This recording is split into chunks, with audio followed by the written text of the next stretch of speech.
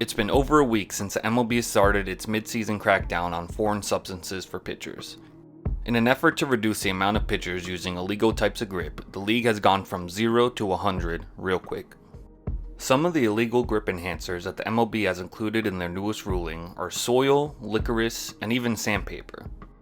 Pitchers aren't allowed to apply any foreign substance on the ball or attach anything on their hand that might affect the ball, like a band-aid or superglue. To implement this new rule, umpires are required to check the starting pitcher and relievers that come in the game at least once, and are allowed to check as many times as they deem necessary. This may be because they feel that the ball is unusually sticky, or they notice that the pitcher is rubbing their hat or glove in a suspicious manner. They've now made it legal for an opposing manager to ask as many times as they want for the umpires to check a pitcher's glove, hat, or pants, and to see if they're using that good old sticky stuff. Any pitcher caught using something illegal will be given a 10-game suspension, subject to appeal. We just got our first suspension for this infraction for the Seattle Mariners' Hector Santiago, after he was thrown from a game in which he had a foreign substance in his glove. Santiago is appealing the case, claiming that he only used sweat and rosin from the rosin bag, something which used to be legal, but is now illegal according to the new rule. Overall, this specific game and its wild shenanigans were a terrible look for the game, and something baseball just doesn't need on top of everything else they're dealing with. But these type of situations are to be expected now that the new foreign substance rule has been implemented. It's starting to become a messy standoff between managers who want their hitters to have a level playing field and pitchers who have used sticky grips with no real gripes until now. The MLB let this situation get to where it is now through its own ineptitude. There could have been other ways to handle this, and this isn't as clear-cut an issue as some may think. By the end of this video, you'll see why the league may have created more issues than it solved. So where do we go from here? Is baseball in for a reckoning caused by its own lack of past meddling? Before we answer that, we have to delve into the history of pitchers using foreign substances, and see what's different now as opposed to back then.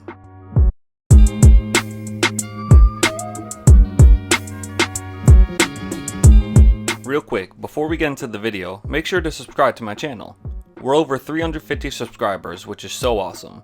We're on the road to 1,000 subs, so make sure to hit that subscribe button to stay tuned for more weekly videos. And while you're here, check out my video I recently did on DeGrom's historic 2021 season so far. I was actually lucky enough to see Jacob be the first pitcher to ever be checked by the umps because of the new rule. And of course, the GOAT came back clean as a whistle. So feel free to give that video a look after this one, and if you're digging the content, make sure to give this video a like. And without further ado, let's get started.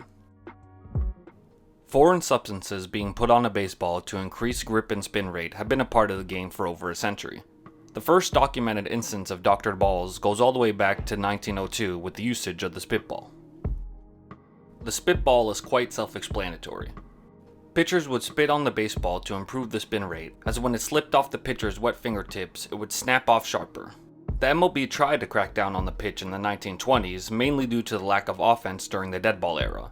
Although a handful of pitchers were grandfathered into the new rule against the spitter, it didn't prevent the spitball from dying out. The pitch was in and out of baseball for years up until 1968, which of course was the year of the pitcher. With pitchers dominating and offenses struggling again, a few big changes were made that offseason. This year was a year that finally compelled the MLB to harshly penalize spitballers, and the pitch finally began to leave the game over the coming decade. But that still didn't stop pitchers from getting creative.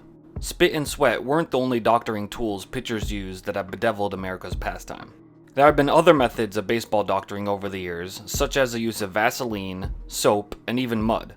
Anything that would give them a better grip, leading to a faster spin rate and therefore a harder ball to hit. It seemed that if one grip was outlawed, another one would pop up in its place. These pitch gripping methods have been in the game for over 100 years, and it's something that pitchers, hitters, and managers have had a certain gentleman's agreement on. As long as the improved grip meant less batters being hit, then hitters wouldn't have a problem. And since there were pitchers on every staff that were using some sort of illegal substance, managers rarely called out an opponent at the risk of your own pitcher being exposed. The MLB, meanwhile, had no problem ignoring this issue since the teams were ignoring it themselves. Yet, although the usage of illegal grips have been prevalent in the game forever, over the last few years there have been significant evolutions in the substances pitchers use. Nowadays, you have illegal grips like spider tack that are so sticky that sometimes the ball will get stuck to the catcher's equipment. But like I previously stated, almost every team had at least one pitcher using the tack. and therefore the gentleman's agreement was still intact. Even using the legal rosin bag given to each pitcher on the mound and mixing it with sunscreen or sweat has led to an easier ball to grip and therefore some tremendous spin rates. You also have substances that are legal for batters, like pine tar, and are available in every clubhouse. So it's easy for a pitcher to get a little bit of tar and hide it in their glove or pants while they're pitching, except if you're Michael Pineda. All of these new grip enhancers have led to some pitchers getting up to 400 more revolutions per minute, or RPMs, on their primary pitches. RPMs are a good way of indicating how many times a baseball spins from the pitcher's hand to the time it reaches the catcher's glove. A higher spin rate means more ball movement and less time for a batter to react to where the ball is going. Therefore, it's hard for a hitter to guess where the ball will be, which has contributed to the putrid offensive numbers being put up in the last few years. In some ways, a ridiculously high spin rate from a legal substance for a pitcher is more advantageous than steroids are for a batter. And there are many pitchers who have immensely benefited from the scientific advancement of the sticky stuff. The best examples of this are Trevor Bauer and Garrett Cole. Bauer was a solid starter for the Indians and Reds, but had a career ERA of 4 heading into the 2020 season. Before that season, Trevor made quite a lot of noise, actually calling out the MLB for not cracking down on doctored balls and pointing out Cole as one of the main culprits. So Bauer wanted to make a point and made it his mission to use a specific foreign substance that would increase his spin rate. No one knows exactly what he started to use, but the results were off the charts for him. He went from having an average pitch of 2,358 RPM in 2019 to 2,835 RPM in 2020. This difference of almost 500 RPM catapulted Trevor from an above average starter to a Cy Young Award winner. No coincidence there. Meanwhile, the man Bauer pointed out for cheating was just coming off his own historical 2019 campaign. Cole was also pretty average during his time in Pittsburgh, and his spin rate showed it. He had an average RPM of 2,164 on his four-seam fastball in his final year in Pittsburgh in 2017. The next season, he joined the Astros, a team renowned for introducing its pitchers to higher spin rates. I wonder how, and he steadily improved his RPMs.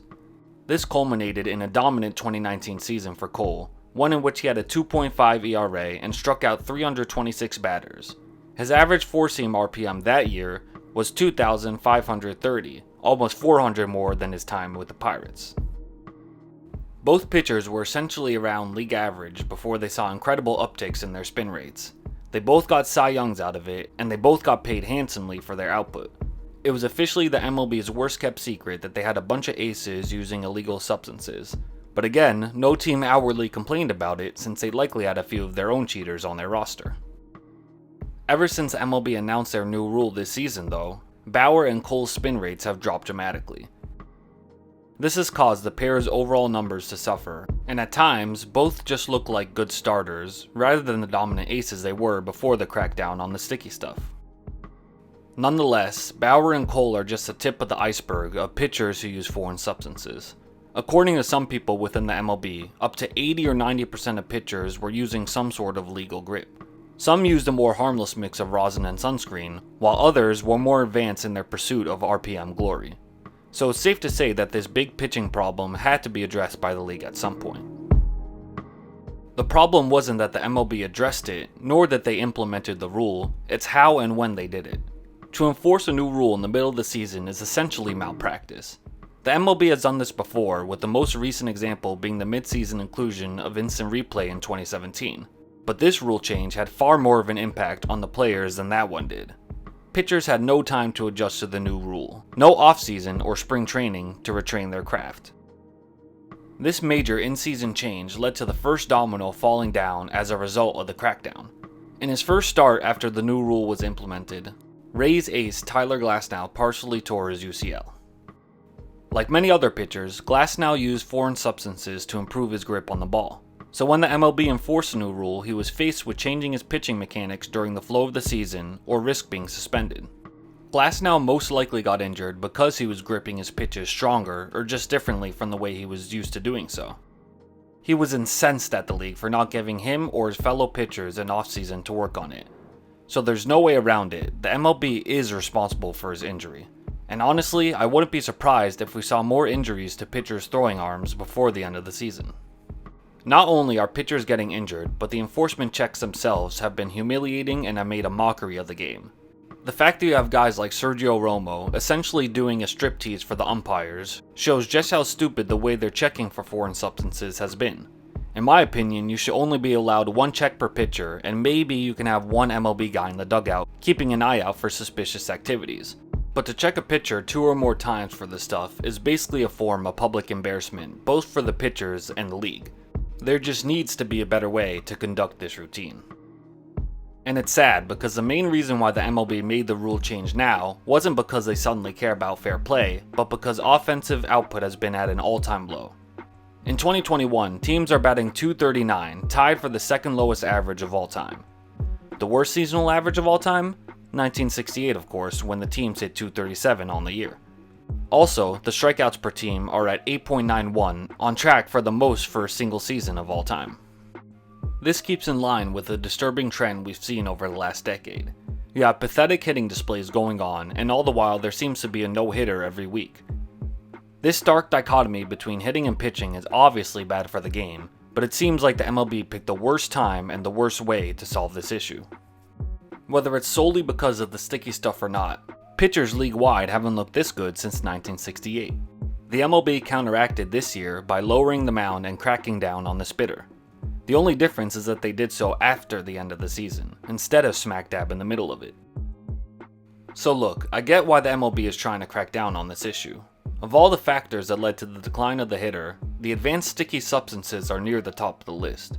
And of course there are other factors, but this issue has caused an advantage for pitchers the league hasn't seen in over 50 years. So it's way past due for the league to be doing something about this. It's just the MLB could have handled this situation far better than they have.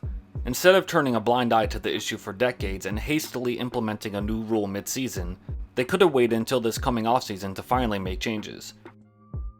But needlessly mucking up issues has been a recurring theme under the leadership of Commissioner Rob Manfred. He's proven to be a reactionary commissioner who immediately deals with the problem rather than waiting a second and thinking about what the solution will entail. Because as the saying goes, sometimes the solution is worse than the problem. And Manfred's solution to change a rule that would significantly affect an overwhelming majority of pitchers in baseball was made way too quickly, and we're already seeing the consequences. After the season, we need a comprehensive rule change in the offseason and make an enforcement system that doesn't denigrate the players who aren't cheating. To see pitchers look bewildered and frustrated every time an umpire comes up to them is unsustainable for the MLB. And it might lead to another player lockout in 2022 if the MLBPA and the league don't come to an agreement on this key issue, among the bevy of other issues they can't agree upon. It's just another monkey wrench that has been thrown between the players and the league, and it didn't need to be this way. Baseball already has enough problems to deal with. The last thing they needed was another scandal to worry about. And if they had played their cards right, they could have dealt with the foreign substance scandal without causing another scandal. Instead, the MLB is quite literally in a sticky situation and may have opened up a bigger can of worms that will lead to greater issues down the line.